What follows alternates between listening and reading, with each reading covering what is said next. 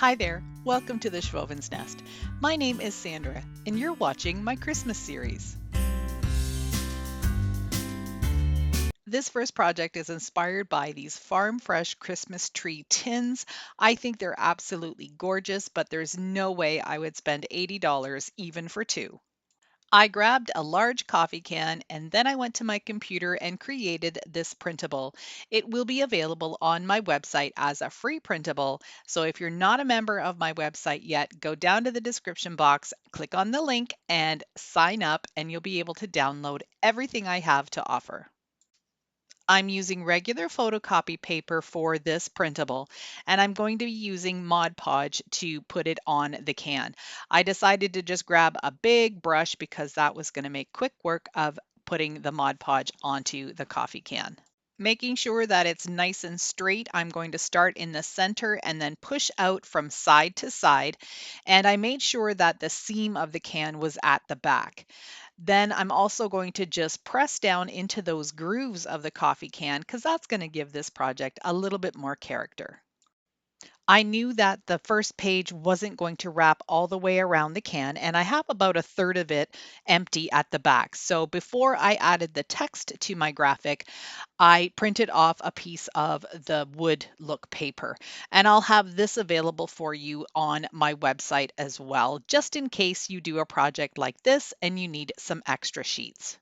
I've added some more Mod Podge to the can, and I'm going to line up the wood planks and do the same thing with this sheet as I did with the front, just adding it on and then pressing it down and pushing my fingers into the grooves. Then I'll just trim off the excess.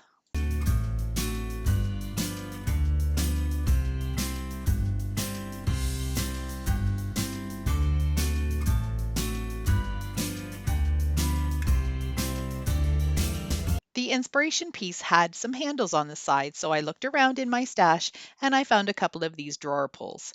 Now, if I wanted these to be actually useful, I would drill a hole in the side of the can that was as large as this little section here that I'm covering with twine, and then I would put a screw in on the inside.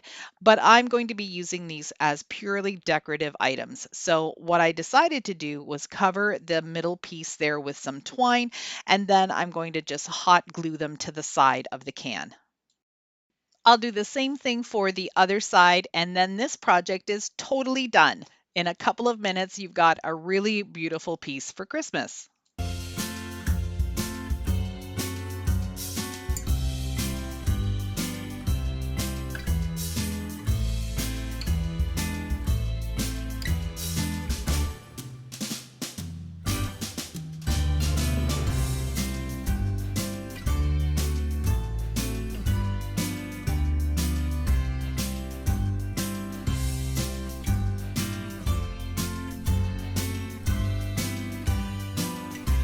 Today's video is in collaboration with my sweet friend Sonja over at Domestic Diva DIY. We thought we would get together and show you some beautiful Christmas inspiration that won't break the bank. When you're done watching my video, head down to my description box and click on the link to Sonja's channel so you can see what she created. For project number 2, I was inspired by this cute farmhouse Christmas sign.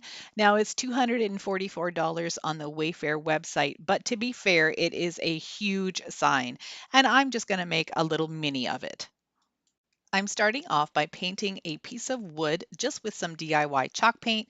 It doesn't have to be 100% perfect, but I am going to give it 2 good coats. I'm going to start by doing a buffalo check paint technique on the bottom portion of the sign. I'm going to mask off the very bottom, and then I'm going to use one piece of tape as my spacer. I'm just going to lay that down, and then I'll put another piece right on top.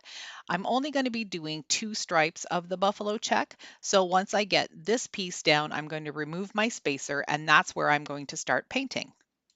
When you're doing buffalo check, you always start with the lightest color as your base, which will be my white. And now I'm going in with a light gray. This is Parisian gray by Folk Art Home Decor chalk paint. And I'm just going to use a dry brush technique this time because the inspiration was a very light buffalo check, so I didn't want mine to be too much darker. Once that paint is dry, I'm now going to be adding some vertical strips. I'm going to start by putting the piece on the end, and then I'm going to use the next one as my spacer and continue all the way across. So I'll have sort of like a checkerboard effect once I'm done with the tape.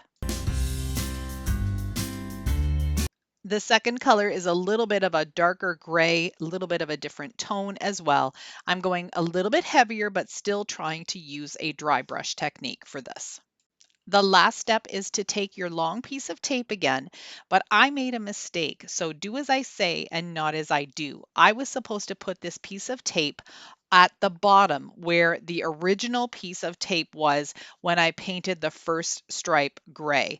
So I didn't clue into this until I was actually editing the video. But I made it work. So the last color I'm using is some black. And again, I'm dry brushing it again because I don't want it to be too harsh. Once you've finished painting, go ahead and remove all of the tape and just let your project dry. Now, because I made a mistake, I thought that the white was a little too stark, so I'm just going to go over it a little bit with my black paintbrush. There isn't a whole lot of paint on it, as you can see, but I'm just dulling it down a little bit so it's not quite so bright white. I used my Cricut and some of the black and white buffalo check vinyl that you can get at the Dollar Tree.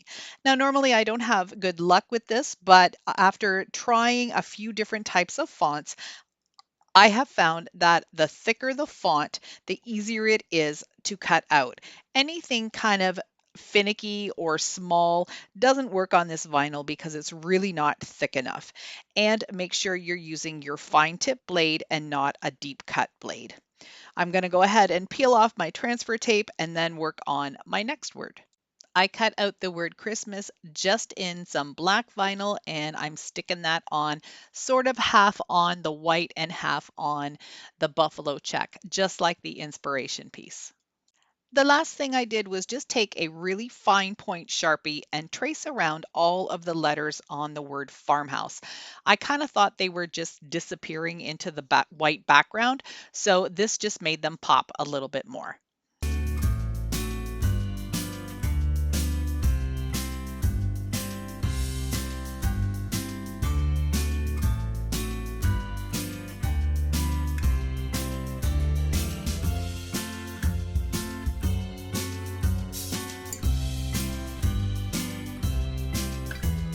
If you are new to my channel, welcome. I'm so glad you're here.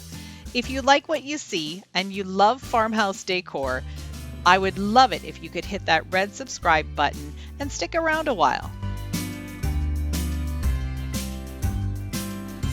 DIY number 3 is inspired by these beautiful Christmas ornaments, just really simple, and I love the bead hanger on them. I'm going to do something a little different for mine though.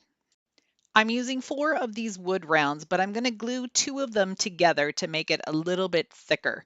These are 5 inches across, and I know you can get some similar to this at the Dollar Tree. I got these at Dollarama, but I think the ones at the Dollar Tree are more of a coaster size, but they are thicker wood, so those would work just as well. I'm going to paint both of them black, and I'm going to do the sides and the back of it too, because since these will be hanging ornaments, you're going to see them from all sides. I found these pre-made graphics in Cricut Design Space, and I'm just going to use a glue stick to glue them down. I printed them off on regular printer paper. I decided to go all out with the beads, and I'm using some of these beads that I got at a thrift store a few years ago. I'm just going to use some hot glue and glue them all the way around the outside edge of each of the ornaments. I think they turned out beautiful. I just love this deep red color. Once I had everything all glued on, I took a strand of twine and I doubled it up and made a couple of knots on the one end where it was doubled. And the reason I'm doing this is because I need a little bit something chunkier to glue right onto the top of the ornament, which will become the hanger. I'm going to add a generous amount of hot glue into the space and then push the knot right into the glue, making sure that that little excess loop is facing towards the back. Once the glue is dry, I'm going to add 3 more beads and then tie those off and use them as a hanger. I'll do the same thing for the second ornament, and then they can be hung as large ornaments on the tree. You can put them on a wall, you can hang them from a lamp, wherever you want to put them to show off some Christmas cheer.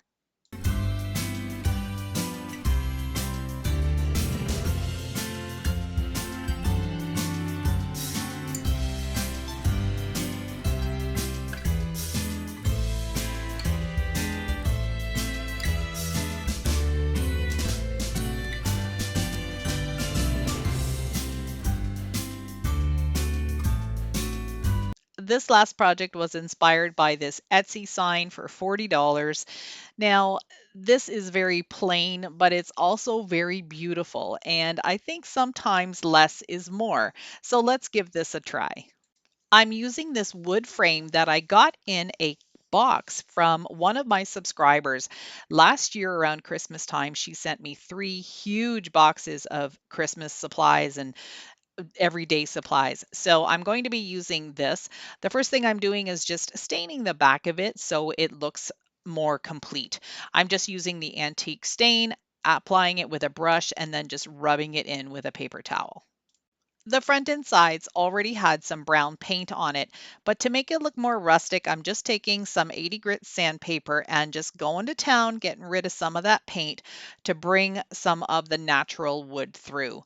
I also wasn't too fond of the brown color that's on this, so I'm going to be taking the antiquing wax again and just going over it so it just matches a little bit better with the back and it looks more like a rustic brown. The inside of the frame was already painted white, but I decided to freshen it up and give it a coat of sheepskin, which is an off-white or an ivory color.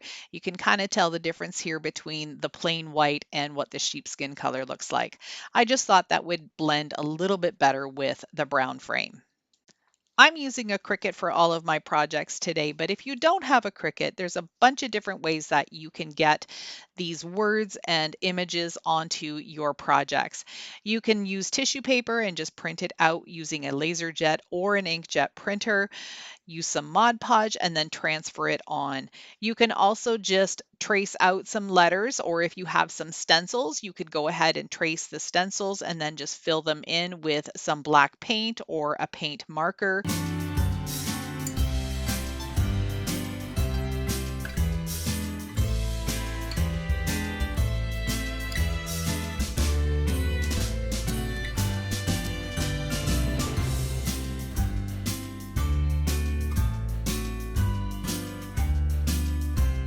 I hope you enjoyed my inspired Christmas decor projects today. If you did, please give me a thumbs up. That helps my channel grow, gets me noticed more on YouTube, and I would really appreciate your support. Thank you so much for watching. See you in the next one.